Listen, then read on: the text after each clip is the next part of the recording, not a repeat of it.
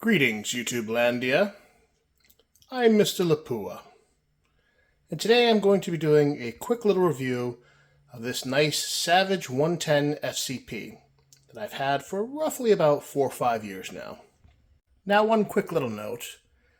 The .338 Lapua Magnum rounds that I prefer to use with this are the Hornady Precision Hunters, and I absolutely love the 270 grain ELDX rounds. I find that they're quite accurate.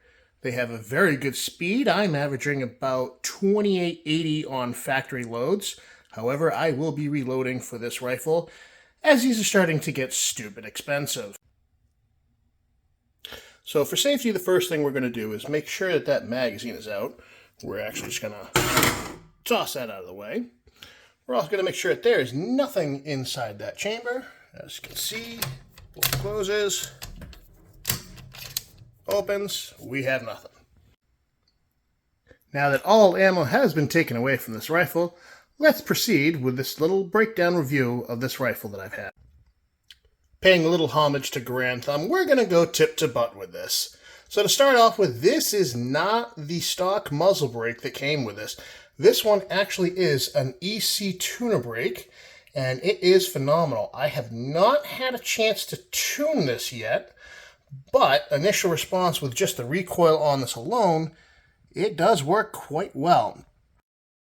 So from there, we're going to go down on a 26-inch fluted barrel on this. It does get a little bit warm, but it does maintain pretty good accuracy. Now, I have put a Harris bipod on this, just a simple little one, just to give it a little bit more stability. This is the factory stock on this. I have not yet changed that out, although I am looking at an MDT chassis. MDT, if you're seeing this, I'm brand new and could use a sponsor. I have on top of this rifle a Vortex HD Razor scope. Now, I did have some slight issues with this scope.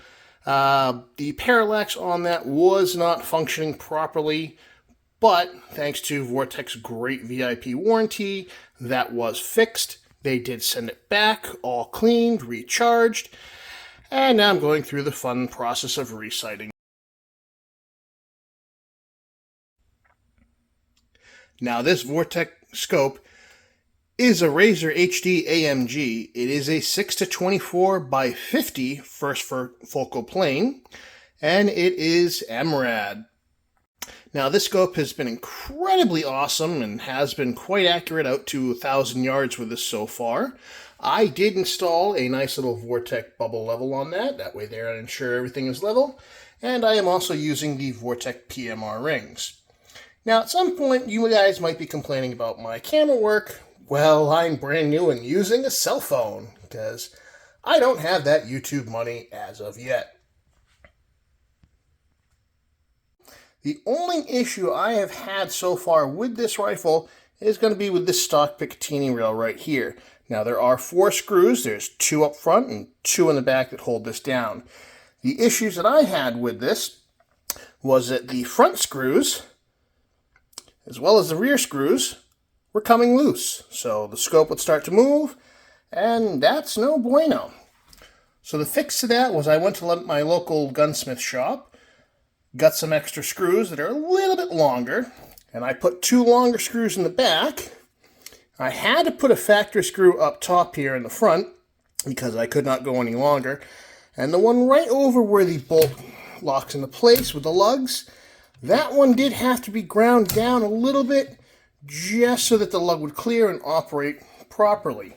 However, since I have done that, I have not had any issues with this Picatinny rail coming loose with this rifle. That's the only complaint I have had with this rifle so far. Now, the magazine that came with this is a box detachable magazine, and it does hold 5 rounds. It is pretty nice. It is pretty reliable. I have yet to have any issues with it. However, it is a little bit fun sometimes trying to get in because you do kind of have to slide the front end in first and then lock it into place. Once it is locked into place, though, it is quite sturdy. And you have the nice little tab here that you push in, and it drops right out. Now, the bolt system on this is the stock Savage bolt, and this is an Axis 2 type trigger which I will get to in just a moment. But this bolt is quite reliable, very smooth, locks up very well. Now, getting to this trigger, this is the AccuTrigger. This is a phenomenal little trigger straight out of the box. Has a nice little fin, whatever the hell you call it, I'm not sure.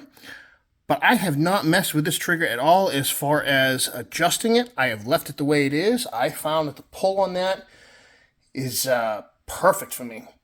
For those of you asking about the trigger pull on this, I don't actually know what the poundage is for this, as it's never been looked at, and I don't know what the factory one is on this.